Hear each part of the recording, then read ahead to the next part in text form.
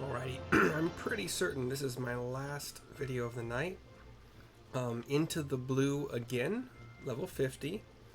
I assume this would accompany... Well, actually, I don't know which expansion had Blue Mage introduced.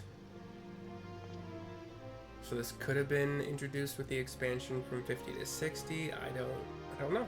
I can look it up. Don't care. Anyway, level 50. Here we go. Given to us by Martyn in Ul'dah, between the Miner and Weaver's guilds. Hello, mate. Been polishing your skills, have you? I'll admit, I've had a fair bit on my plate recently. What with performing at the Celestium and running the Blue Mages Guild. That's right, Mercy. I've finally gone and opened up a guild. How could I not, given all the demand? Folk have been fairly climbing over each other to sign up and get their mitts on my soul crystals. You've probably seen a fair few on your travels, trading blows with the local cactars and whatnot. They'll do anything to study the blue arts under the Great Azuro, star of the Celestium. Thanks to them, my lifelong, well, almost lifelong, dream of running my own guild has come true. Ah, speak of the devils.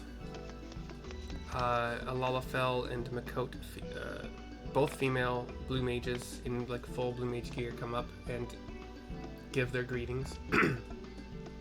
Why, if it ain't two of my star pupils, Pionda and Nutiba? That's Paul apostrophe Y-A Nancy Delta I-H, Pionda, and then Nutiba, Nancy U Tom I Bravo A. Nutiba? Can it be true? Has Azora II at long last decided to grace us with her presence? Says Nutiba Boontiba. I can't believe we finally have the chance to meet you in person, says Pionda. Please, I beg of you, accept us as your apprentices. We'll follow you anywhere. The camera just goes like back and forth between the two of them, and Martyn is shocked and dismayed. Oi, I think you're forgetting who the guildmaster is around here, and besides, I've got other plans for Mercy. If you two can afford to stand about chewing the fat, you've got time to go and get yourselves some new spells. Go on, hop to it. They both look sad. They look to me happy, give a bow and a wave and a bow. But they turn and walk away. Gods give me strength. If they ever get their heads out of the clouds and into their spell books for a change, they might bloody learn something. Bugger me, I nearly forgot that I'm supposed to be performing soon. Fancy coming to see your old friend, the Great Azuro, in action? I nod. Of course, you won't be watching from the stands with all the unwashed masses. I've got a front row spot with your name on it. Quest accepted. We leave the Mamulja behind. Cutscene goes black, but I assume it's going to continue. Yeah. He is in the circular arena facing off against a behemoth.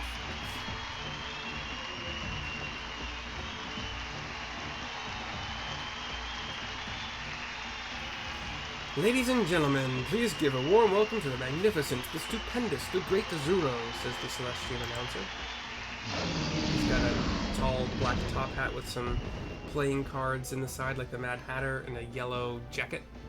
Kind of a gold-ish jacket, but not to be outdone by his apprentice, Azuro II, he has handpicked one of our most fearsome pit fiends as his opponent, the savage, the gargantuan Kronprinz Behemoth. The behemoth seems to be missing one eye. Azuro Martyn is casting spells at him. He's got missile, it's like aqua jet or aqua. What's it called? The Great Azuro opens with a volley of his tried and true spells, yet the behemoth shows no signs of backing down. I think this dude is in like a full gold suit. Martyn starts casting some magic hammer. Sure. Yep. Probably northerlies? That one looked like a meteor. I don't know what that one is. I don't think I have that one yet. And the behemoth falls. Looks like both of his eyes are the same color, so not blinding one eye, just that's the color of his eyes. My word, ladies and gentlemen, not even the crown prince of beasts could withstand these never-before-seen techniques. Victory goes to the Great Azuro. He smiles. Happy with himself. Turns to me. gives a little bit of a pose and a think. A smile at me. A smile back, albeit a much lesser smile. Just like, you know, well done kind of smile, you know. And we're back out. We talked to Martyn to continue the quest. Sorry. So what did you think? I'll bet you thought the Great Azuro couldn't get any greater.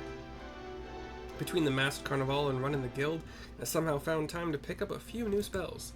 I went all the way to Ishgard and tried my luck against creatures so horrible they'd make a behemoth blubber. It was worth the trip, though. Now my repertoire of blue magic is bigger than ever. And let me tell you, the crowds have been lapping it up. You'd think the Celestium would reward all this extra effort by bumping up my pay, but apparently not. Actually, that reminds me. Royce said there's someone she wants me to meet over the Miners Guild. No idea what it's about, but maybe I'm getting a raise after all. Since you're here, you should tag along as well. If there's extra gil on offer, I wouldn't want you to miss out. I'm thoughtful like that, you know? Yep, totally know that. We're just gonna run sprint, actually.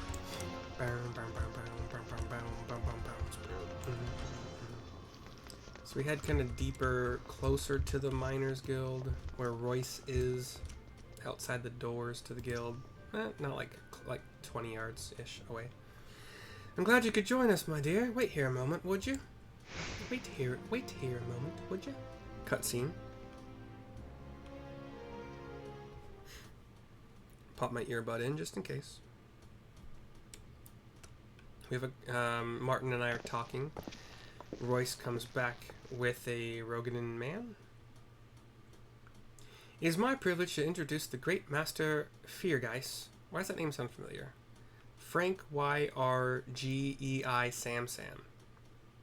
Esteemed member of the Syndicate and chairman of Amagina and Sons Mineral Concern, Martyn, you will no doubt be delighted to hear that he found your match against the Crown Prince Behemoth most exhilarating. Martyn is shocked at this for a second. I had no idea that such a distinguished and upstanding member of the community was in our audience. That was quite a display, young man, I must say. Until I witnessed it for myself, I was under the impression that the masked carnival was little more than a frivolous distraction, a far cry from the time-honored traditions of the Colosseum. All it took was one match to disprove such misgivings. This blue magic of yours is truly a spectacle like no other. That's, very kind of you, squire. I mean, sir. And would I be correct in assuming that we have your support? Says Royce. He nods. Why yes, from this day forth, Amagina and Sons Mineral Concern shall provide all the financial backing you should require. Martyn is still like wringing his hands, like fanboying, I guess, a rich guy, I don't know. You do us a great honor, Master Feargeist. Now that has been decided, there are other, rather less interesting matters to which I must attend. I shall have my assistants drop the necessary contracts and so forth, and with that, I bid you good day. He looks to me for just a second, but doesn't say anything, doesn't nod, doesn't anything. Now, I suppose you're wondering what has prompted all of this, says Royce to both of us. Well, the masked carnival has become a roaring success, for which I have the both of you to thank. Our menagerie of pit fiends has been eating into our profits, in a quite literal sense. Simply keeping them fed is monstrously expensive. And there's the fact that the crowds will soon grow tired of us dragging out the same old creatures, so we need to invest in having ever more exotic and dangerous beasts brought in by experienced adventurers, which costs a pretty gill as well. That's why I invited Feargeist to visit the Celestium. That walking coin purse is known as much for his love of the Colosseum as he is for being ludicrously wealthy. And just between the three of us, it seems his position within the Syndicate is nowhere near as stable as he would like it to be. He's desperately searching for a new venture that will give him the edge over his rivals. Though I can't attest to how much the chairman stands to benefit from our partnership, I'm quite confident of our own prospects. For our part, we're going to come up with new performances that generate more excitement. She walks between us and away from us. So that's Master Feargeist. It's good to finally put a face to the name. I wonder if Amagina and Sons would be interested in propping up the Blue Mages Guild. Was I thinking out loud? Ha! Forget I said anything. Anyway, I can't wait to see what the lads back at the guild make of this little development. Shall we? He walks out of the cutscene, goes black. I follow.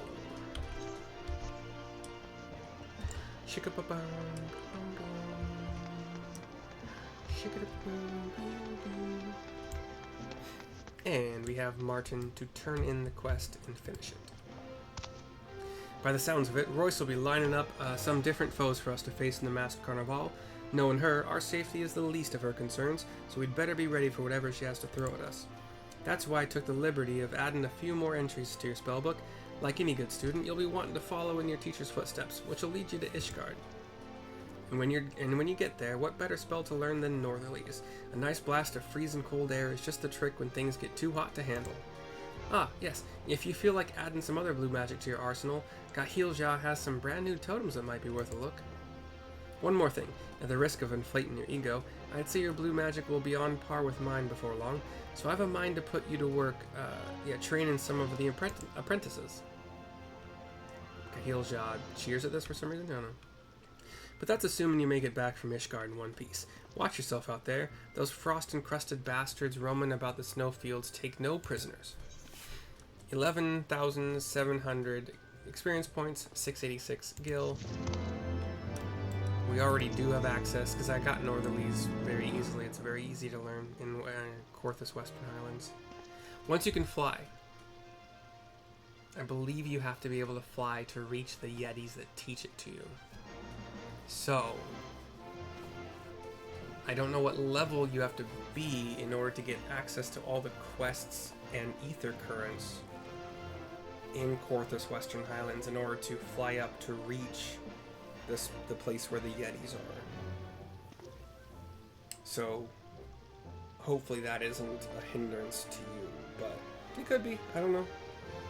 Blue, I don't think blue is something you pick up while you're still going through. I think blue is something you pick up when you don't have a whole lot else to do, although you can earn a good number of allied seals, which give you free teleportation. 5 seals gets you one of these teleport tickets. An Aetheryte ticket makes any teleport in the entire world free.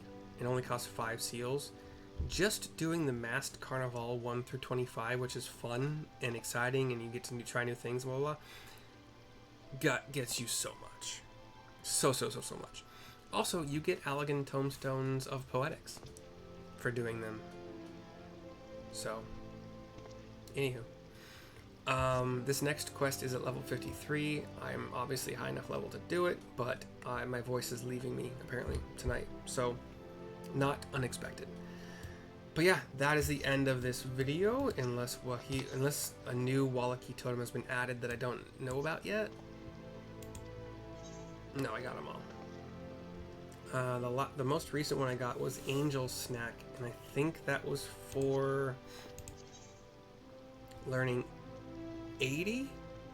It was either 70 or 80 Blue Mage spells. Revenge Blast was somewhere in there as well.